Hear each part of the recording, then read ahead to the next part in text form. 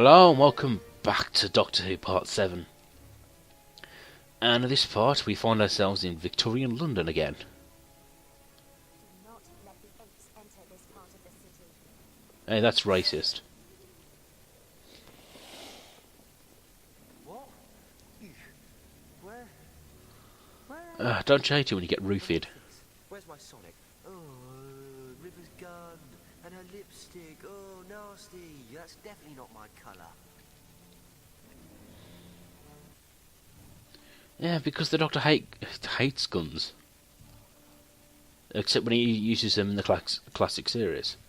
Well, I was saying that, I think there's a moment where the 11 calls a gun sexy when River's using it. Or he thinks that scene is sexy.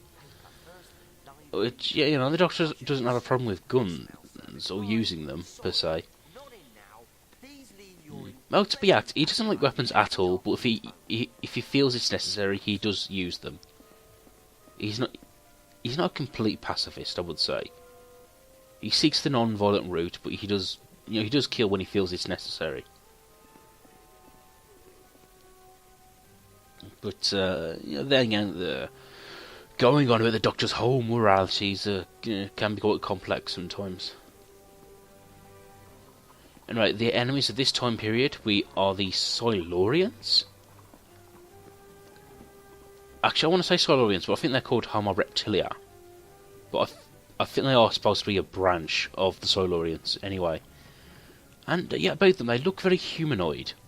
You know, it's a good makeup effect.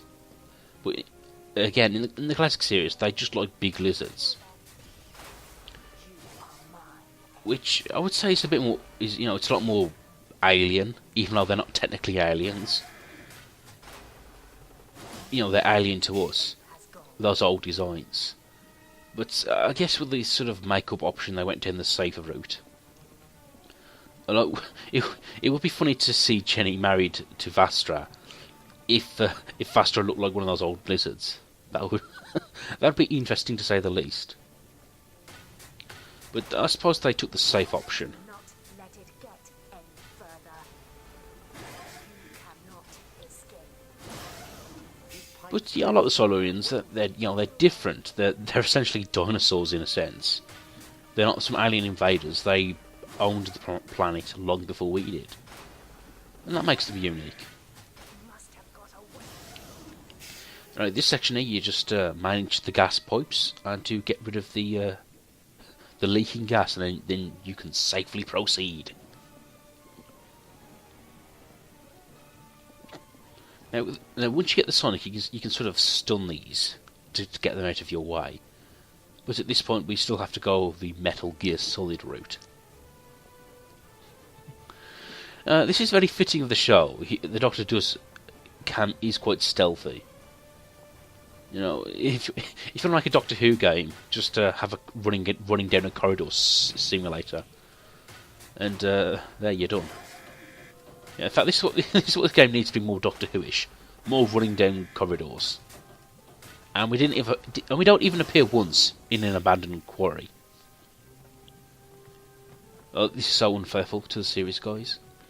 And like I said before, I don't get too heavy into spoilers, but it does feature 4 villains of the series: Daleks, Cybermen, Silence, and Silurians, which is good. But again, I don't tend to complain here, but because this is a video game, and you don't have to worry about makeup or the budget necessarily when it comes to special effects, The pipe shut off.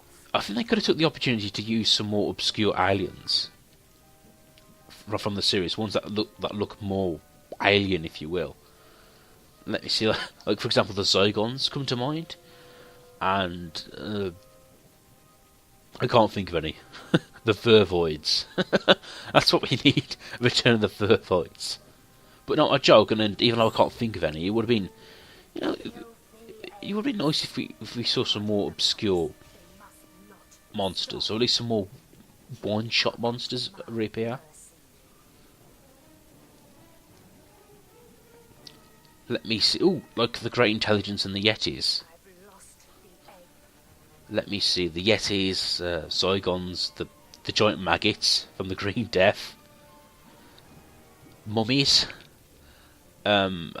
vampires, possibly, because they do exist in the Doctor Who universe, and they are ancient aliens, or some kind of Lovecraftian elder god.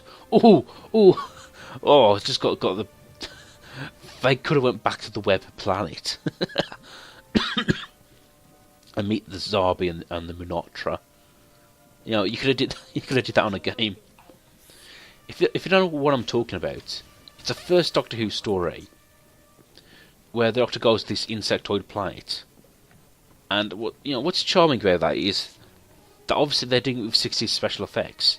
So you have guys in these sort of Halloween costumes pretending to be giant ants or giant bees, and yeah, you could have did that on a.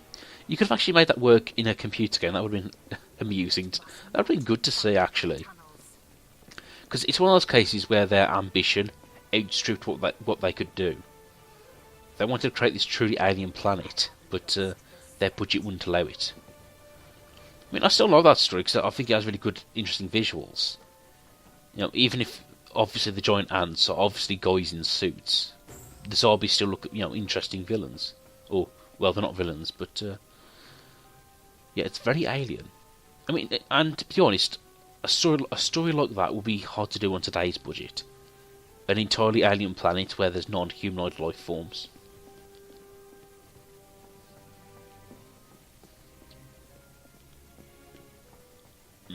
Now, I would say when it comes to playing this game, there's a part where it's sort of lost in translation if you're not playing co-op.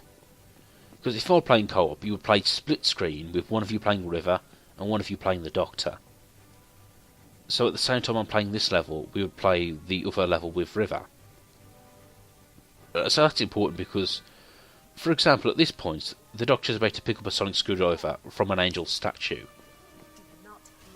And in River's story, as we'll see, we'll leave the Sonic at the angel statue in the past. So it's this nice time travel story spread across different time periods. And even though I complain that it's just a predictable collect the MacGuffins, saying that the individual sort of timiness, the timey-wimey, for lack of a better term of the plot, is actually, it's good for a game.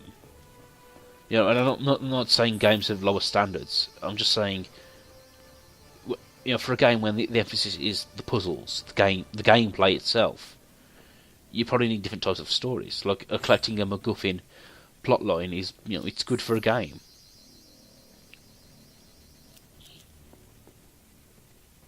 Angels, and unfortunately, they don't make appearance in this game. And I'm not exactly sure how they would work in this game, however.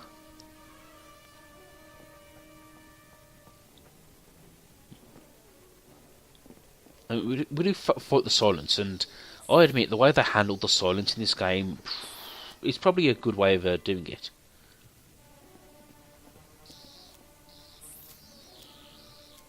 Oh, here we go. Oh, this is what I was talking about earlier. You sort of use the Sonic to stun their guns and they teleport out. Through a wall, baby. Oh, and who says the Sonic is overpowered? Yeah.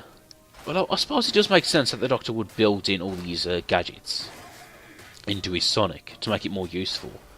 But how can I put this? Sometimes being more realistic or more practical means that it doesn't work quite well in the story.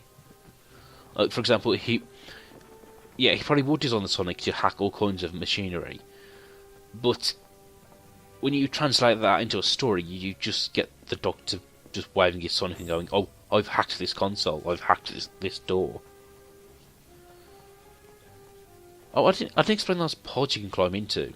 Essentially, the Silurians, they can lick you. Oh yes, and they essentially poison you. But if you come into those pods, it takes away the poison. Which is actually a feature I don't think you see through this playthrough, because I managed to get through without being licked. The egg is close by. Oh, run! Oh, it's something I didn't mention, that there's a post in the background about a hypnotist called Wen Chian, which is obviously a reference to the talons of Wen Chian, a Fourth Doctor story. And yeah, I've just realised this now, that apart from modern day Earth, the Victorian era is a very common place for the Doctor to visit. Let me see. I'm trying to think of all the Victorian era stories. There's lots in New Who, like The Unquiet Dead and Tooth and Claw and Deep Breath and The Snowman and The Power of the Daleks, the Talons of Wen Chian, like I said, and I think Ghostlight. But anyway, I'm probably going off on a tangent here. But yeah, the point is, that's a favourite era of the Doctor. And that's really, I think the realistic reason is just because a lot of our buildings in Britain still look quite old. So it's easy to film those kinds of stories. And second of all, we probably have lots of costumes left over in the drama department.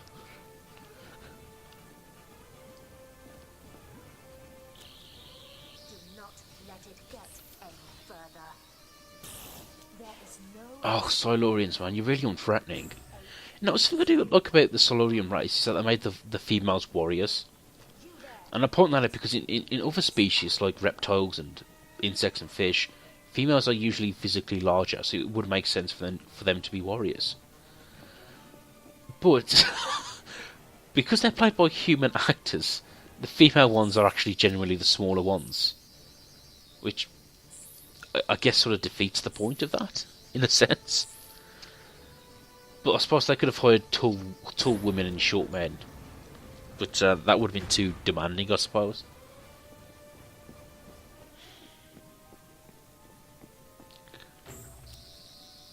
Yeah, another book. And there's a section, if you remember, this was in the London Underground part we played in the present-day Earth with the Cybermen. And that's actually a really nice touch about how all these different time periods sort of match up.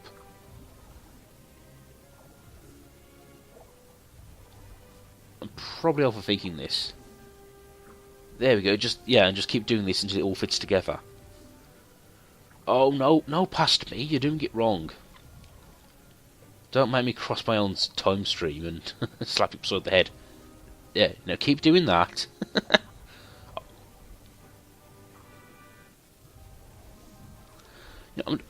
I think at this point I hadn't figured out that you line up the outer three and then you just keep rotating the middle, and it'll eventually line up. Because when they rotate at different rates. So if you keep rotating it, eventually they'll line up.